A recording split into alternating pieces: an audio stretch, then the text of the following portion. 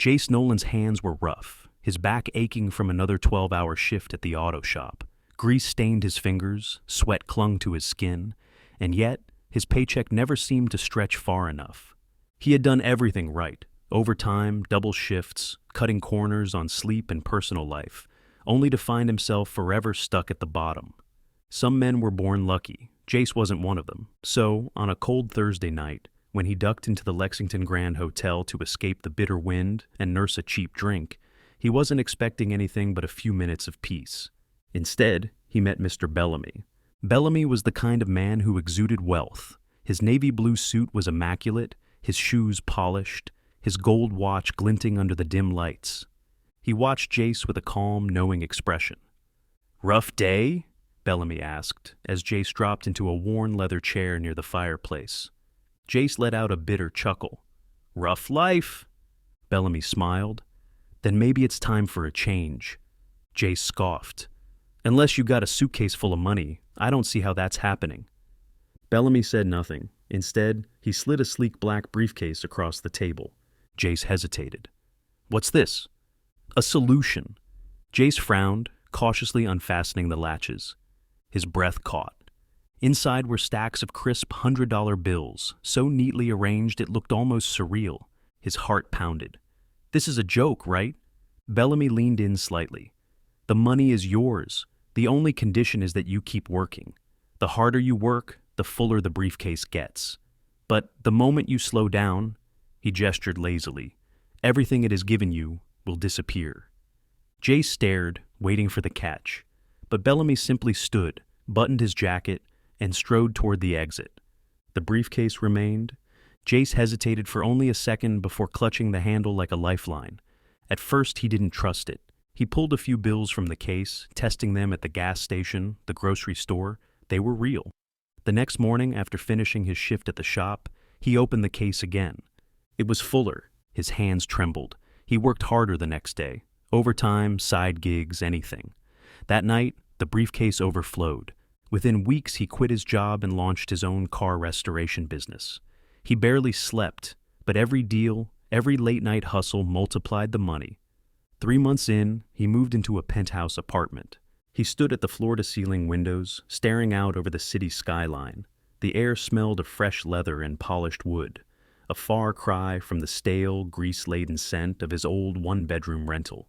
He had signed the lease without hesitation, paying the full year in advance with crisp bills from the briefcase. The luxury unit came with marble countertops, imported European furniture, and a bathroom large enough to rival his entire childhood home. At night, he'd sip whiskey on the balcony, watching the city buzz beneath him, feeling like he had finally arrived.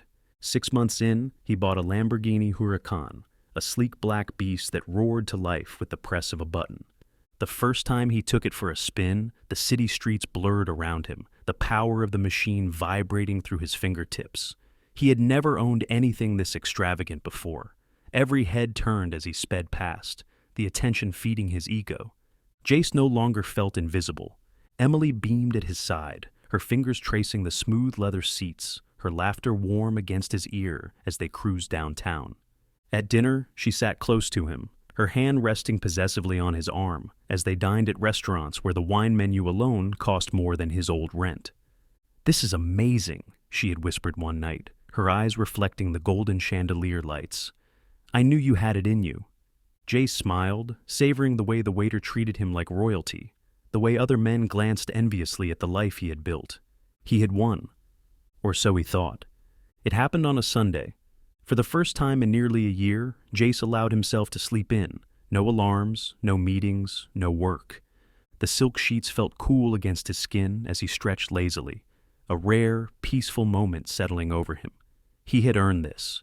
When he finally rolled out of bed and stepped onto the balcony, the city hummed as usual. But something felt off. His gaze drifted down to the driveway. His Lamborghini was gone. His heart pounded. He sprinted back inside, his bare feet slamming against the cold marble floor.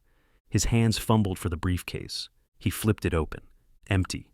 A sharp chill ran through him. He grabbed his phone, his fingers moving with urgency as he scrolled through his contacts.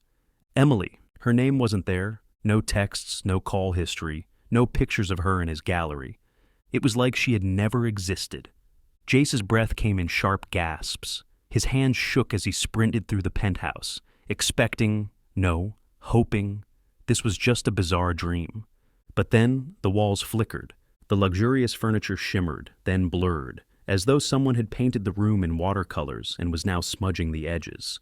The marble countertops cracked and vanished. The European furniture disintegrated into air. His penthouse was dissolving around him.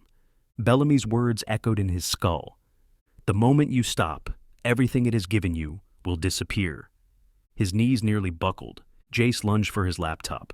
His fingers flew over the keyboard as he booked meetings, messaged clients, scheduled new deals. He forced himself back into motion, his pulse hammering like a war drum. That night, his hands trembled as he opened the briefcase. It was full again. His phone vibrated. Emily's name reappeared. A text came through. "Hey babe, dinner tonight?" Jace stumbled to the window. The Lamborghini sat in the driveway as if it had never been gone. His breathing was ragged. His mind reeled. It was real, but only as long as he kept moving. One night, Jace sat alone in his penthouse, the briefcase staring back at him like an open wound. His hands trembled. His body ached. He was so damn tired. Would he ever get back the life he had before? Would he ever have a home, a family, something real? Or was he doomed to be invisible unless he kept working? A voice interrupted his thoughts. "Thinking of quitting, kid." Jace's head snapped up. Bellamy stood near the window, adjusting his cufflinks, his face unreadable. Jace swallowed hard. If I slow down, if I take a break, will I ever have a life worth living? Bellamy tilted his head. That depends. What do you mean by a life? Jace's voice cracked. A home, a family, something real? Will I ever have that? Bellamy's smirk remained. Not if you stop. Jace's jaw clenched. So if I don't work, I stay invisible? No one remembers me? Bellamy let out a low chuckle. You still don't get it, do you? He stepped forward. You and your work are the same. You never existed outside of it. Jace's breath caught in his throat. Bellamy's eyes gleamed. The moment you stop, you don't just lose the money. You lose yourself. No one will know you were ever here. Jace's stomach twisted. Had he ever existed before the briefcase? Had Bellamy created him, just like the wealth? His hands hovered over the latch. If he let go, would he disappear too? His fingers trembled. He squeezed his eyes shut. And he grabbed his phone, booked another meeting, and scheduled another job. The briefcase filled again. Emily's name reappeared. His penthouse remained. Bellamy's smirk widened. Smart choice, kid. Then he was gone. Jace sat in silence, staring at the prison he had built for himself. Then, like every day before, he got back to work.